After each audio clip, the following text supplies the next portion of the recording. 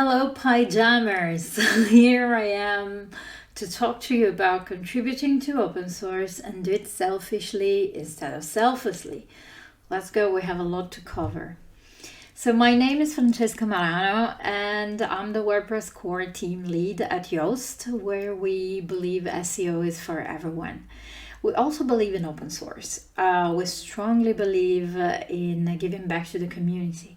In our view, that means giving back to the place we live in altogether. So that's what my team does. We contribute full-time to WordPress.org, the open source project.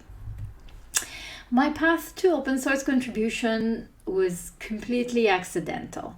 I was born into tech. I always like to say this because my parents started programming in the late 60s. And I grew up around computers when no one had one in their house in Italy in the 70s, and the programming and looking at them drawing flowcharts to solve very complex automation processes.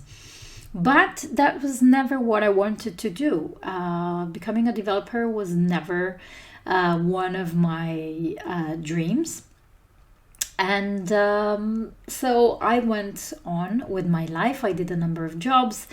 And in 1999, I took an HTML class and I started making websites and learning about it, mostly for fun.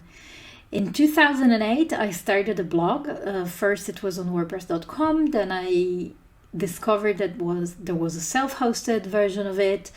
And with that, I could tweak and play around with HTML and CSS. So I decided to move my blog there.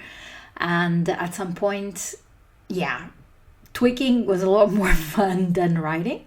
And surprisingly, people asked me if I could do the same for their blog, which I say surprisingly because at the time I was the administrative director for a company. So making websites for a living was very far from what I wanted to do on my day-to-day life. So despite loving WordPress, despite making a living out off of it, starting 2010, I moved to freelancing full-time and I kept up to date with all its changes. I never thought about contributing back to it because I thought that the only thing that WordPress needed was PHP developers. And well, clearly I was wrong. A quick look at my path. I usually don't really talk a lot about myself in presentations, but this one is really to show how a series of accidental steps can take you a lot farther than you planned initially. So I did my first contribution without knowing it. A client of mine needed a plugin. I translated it into Italian, actually with her help because she was a translator. And then when we had the Mo and Po files, we just sent them to the developers of the plugin because it was done. So why not? In 2015, I actually discovered that there was a structured way to contribute to WordPress by meeting WordPress contributors at a non-WordPress event. I first started translating WordPress into Italian. That was my first step into contribution, and then I volunteered for the community team, which is the team that oversees all the official WordPress events around the world, now online, of course. In 2017, I was hired by SiteGround, the hosting company, to be their community manager. And this allowed me to give back more time to the project and work more closely in several teams and oversee a larger number of conversations and learn more. And then in August 2019, when I was asked if I wanted to be involved in a release, I said yes, sure. So I had the immense pleasure and honor to be the release coordinator for WordPress 5.3 and WordPress 5.4. And recently I became one of the WordPress core team representatives. At the beginning of October, so just a couple of months ago, I joined Yoast The company always supported WordPress. A number of our team members and employees and our founder, they all have been part of multiple WordPress releases in the past. So this summer they decided to put together a structured team of contributors, and then they asked me to lead it, and of course I couldn't say no. So my work for the rest of 2020 and probably for a good part of the first quarter of 2021 is actually behind the scenes doing what I probably love the most, which is mentoring other contributors to come on board, and of course help my team be as effective and as helpful for the whole WordPress project as possible. So right now I am mentoring a group, actually a couple of groups of people involved in the next release of WordPress, which is coming out on December 8th, which is an historical release for WordPress, but for open source in general, because it's completely led by women. So that's probably the first in the history of open source, and it's a great release, and I'm helping behind the scenes, lending a hand when I needed, and mentoring other people to do the same. So that's very rewarding. So let's dive into open source contribution and why I think it's okay to be selfish. This book, The Cathedral and the Bazaar by Eric Raymond, is still, after almost 30 years, a must-read for anyone who's dealing with open source or is thinking of getting to contribute. It's quoted everywhere. It's a short read. You can also find it online as an HTML, super simple HTML pages. I love it. And it's divided in lessons, and I want us to focus on two especially for now. Lesson number 1 is probably one of the most quoted parts of the book, and this is the starting point for nearly every contributor I know. So every good work of software starts by scratching a developer's itch. And actually I don't think it needs to be a developer's itch, but it's anyone's itch. So you need to start somewhere, and starting from something that you need a solution for is a great idea. This might be something that puzzles you, or something that you need to solve to move forward with your own project. It can be a missing translation like it was in my case. Or maybe you want to learn about something, and learning by doing is still a great way to go.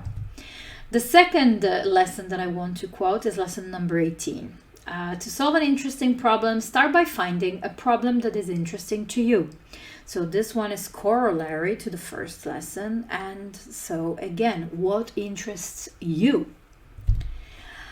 Basically, these two lessons make it clear that you are the master of your own contributor destiny, and you should pick projects that are interesting for you and you are excited about fixing or improving or whatever. So yes, be selfish. Pick something that you are interested in.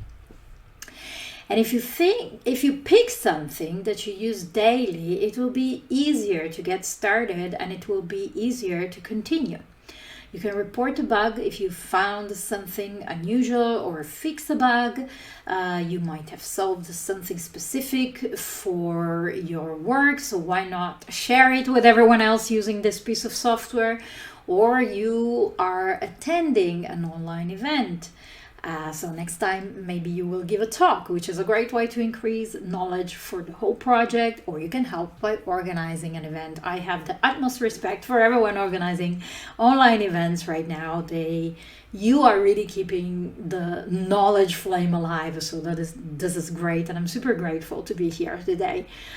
And don't worry about making small contributions. So what you perceive as small contributions. I know you have, I had, at least in my mind, this grand idea of contributing to open source as life-changing, tackling super complex projects, and feeling that you're changing everything in one go. But actually, what I did when I started out, was translating into Italian the names of the weekdays, the months, numbers, simple stuff.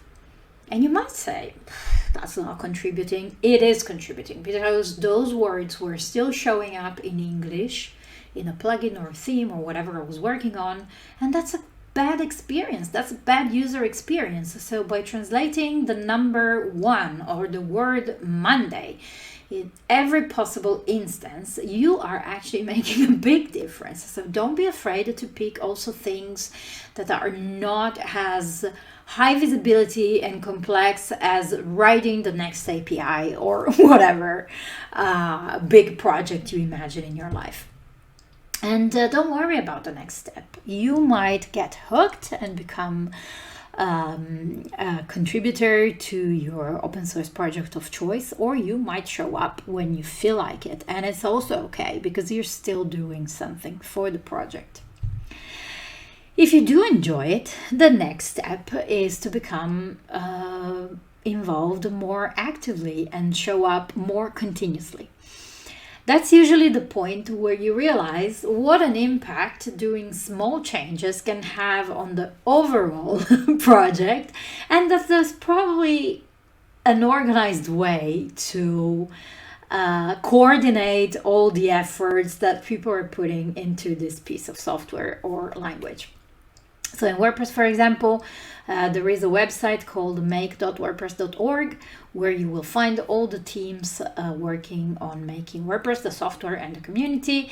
Slack is used for communication, and GitHub and Track, which is the WordPress bug tracking system, are used as well.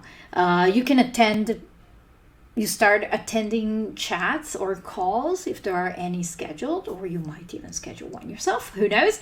And even if you join by only listening at the beginning, it's great. Once you feel like you have something to contribute to the discussion, just please go and do it, because open source needs to be made by a lot of different voices to really thrive and get better for as many different users as possible. And don't forget to be polite. I don't want to sound like the old auntie here, but it will make it easier for you to have an enjoyable experience as a contributor. Coming into an open source project with a very confrontational mindset, it doesn't really help, because there's people that have been doing that for years, and having someone come on board and say, I'm going to show you how it's done, it's never a good idea. So also remember that in most projects there are people coming from all walks of life, are coming from different countries, different cultures, so it's very important to be respectful and polite with everyone. So on the way, on your contributor path, you will learn lots of things. For example, you might use tools that you don't use in your everyday work life or personal life. And some might not be necessarily related. Some, maybe you will not need them, but it's always cool to learn new things, I think. And it could be processes, and it could be skills. For example, by contributing to WordPress, my English got significantly better. English is obviously not my first language, and by having to talk to contributors from everywhere where the shared language is English has helped me a lot. And I also gained some very important life skills, such as conflict resolution, project management. I learned to mentor, I learned to delegate, I learned to be more assertive, and I learned to be more patient. And these are things that I use in my everyday life, not just my professional life. The results are tangible, the results are there. You get more knowledge, and it's useful for your life or work, and knowledge is priceless. You make new connections, you can get business partnerships out of it, you can get friendships, and both are very equally important in your everyday life. or you could spot new opportunities for your professional advancement. These, for example, are the 18 teams that make WordPress, the platform, but also the community, as I said. You can go to make.wordpress.org to see them all, and they represent an incredible variety.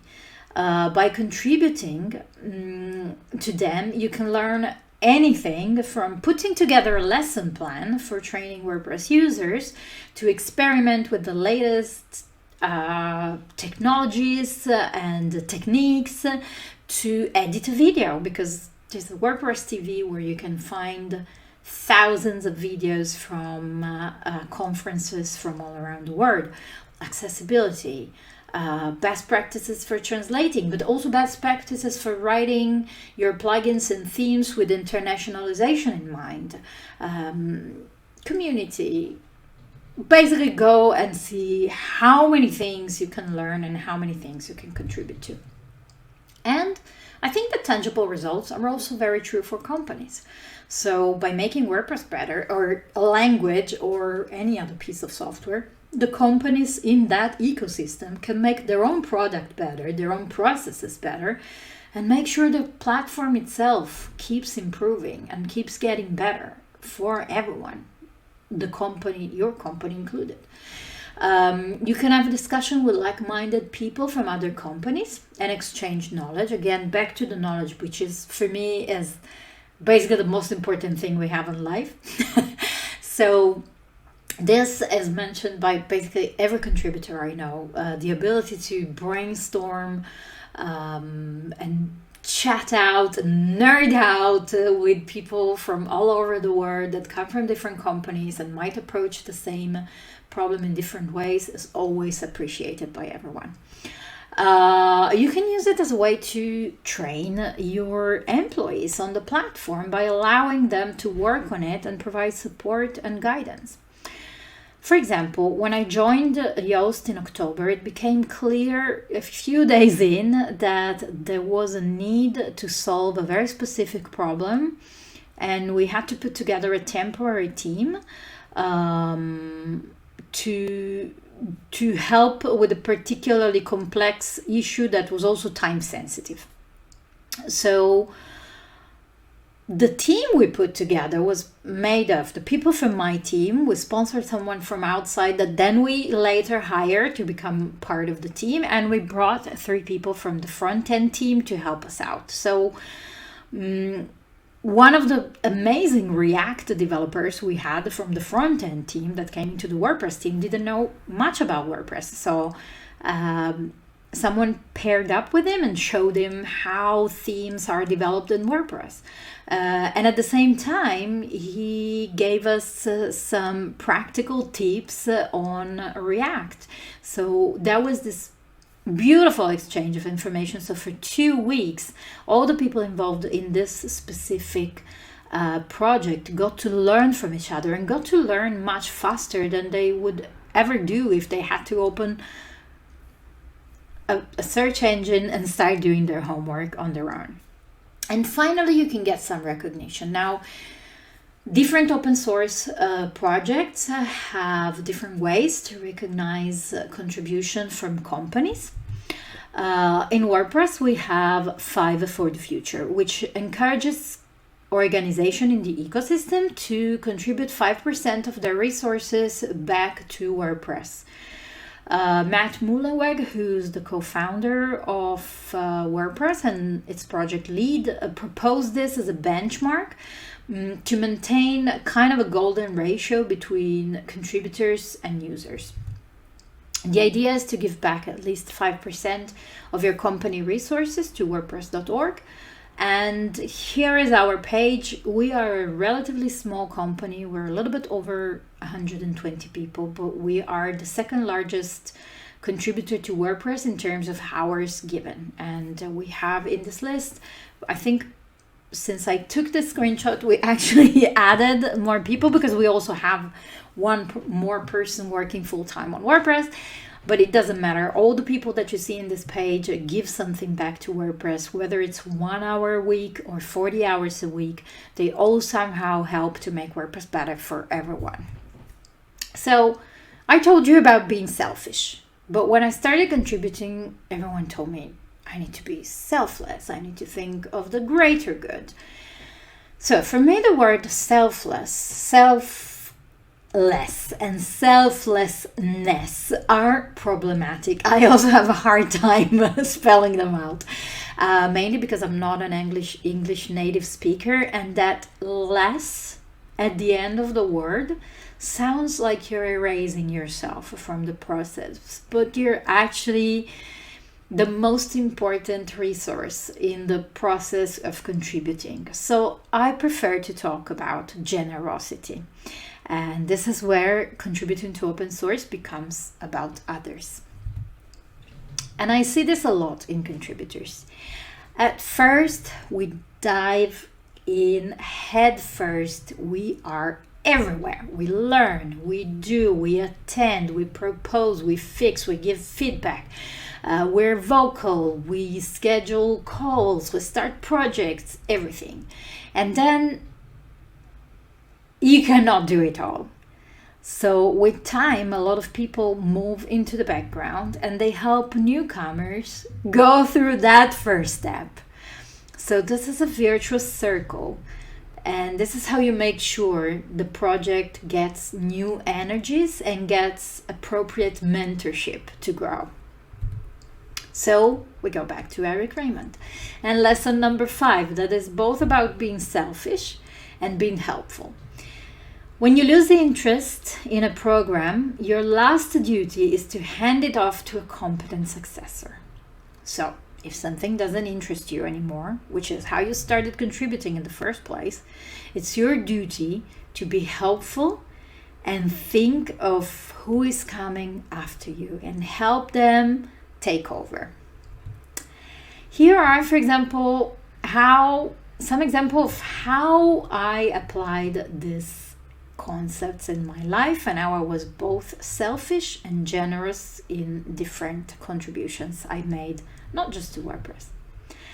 So I get to mentor new contributors and people that want to start with public speaking. So if you come on board as a new contributor to Core or any other WordPress team, if I can help you, I always will.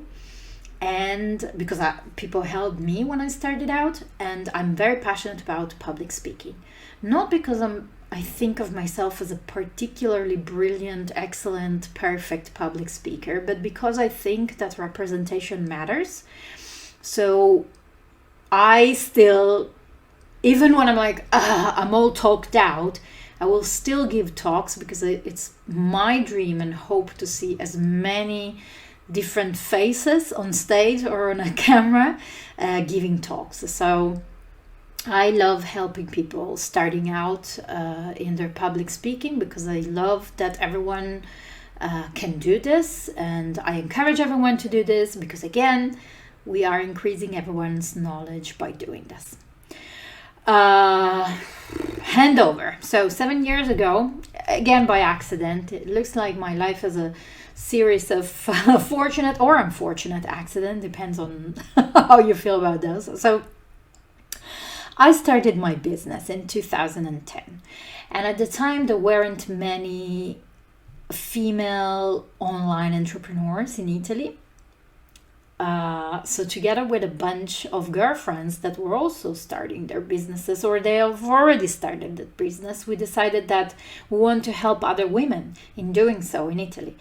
So we started a blog for female creative entrepreneurs, and it's still read by thousands of people every month. And at some point it became too much for me because, you know, when I was freelancing, that was part of my job, that I made sure that every week I dedicated some time to this. And then when I joined SiteGround, and definitely now that I'm with Yoast full time, I didn't have time anymore to work on this project. So instead of letting it die a slow and painful death like a lot of projects do on the internet, I was able to hand it over to a great group of amazing women that took it upon themselves to continue this adventure. So it's great that I was able to do so. for me, but also for them and for the readers that will continue getting great information. I learned to delegate. This was very hard for me. I am one of those people that complained about others never doing enough. And turned out that it was not others not doing enough, but it was me holding everyone to impossible standards and also not allowing others to shine. So I'm now a lot more selfish. Instead of working 16 hours, I work 8 hours and I delegated the other 8. So I'm also teaching someone and I'm sharing my knowledge. And finally, the most selfish thing I do, I compulsively document everything. So in case I lose interest, someone can take care of all these projects. And I always say this, and I truly believe it. Documentation is the highest form of generosity in contribution to open source, because by dedicating time to write documentation, you will make sure that the project outlives you, because everything is on paper and people can take up and go with it however they like and for how long they wish to do it. So, after 5 years of solid contribution, I still think asking yourself what's in it for me and having a clear answer to that is a major drive to succeed in long-term contribution. Knowing what you're getting back is a major motivator. And it's not necessarily profit-driven. Actually, I don't think it has anything to do with profit. So, for me, the sense of accomplishment and pride when you make a change, when you do something for open source, is a big mood enhancer. This is my what's in it for me. Looking at the WordPress counter and knowing that part of those 50 million downloads, there is a little bit of work that I did, or spotting a translation that I did many years ago, or looking at talks I gave, or knowing that someone gave a talk after I helped them out. Those are incredible for me. Those are really, really things that keep me going. Validation, why not? Positive feedback about our ideas is great. I mean, all the management gurus have been telling us this for years, so how to cultivate high productivity teams and stuff like that. Well, positive reinforcement is always great, and that's what you can get from open source contribution. I also think recognition is important, and it comes in different forms. For me, this is not, for example, a main motivator, but it is for other people, so it's great. If you have kids, you might have used a reward system when they were little, if they finish their tasks, and it's an excellent system. All gamification processes are based on this, so they can know all of them can be wrong, right? And finally, it will help you build your skills and put together a better CV in case you are looking for a job. Now, word of caution on this one, I put it last because if this is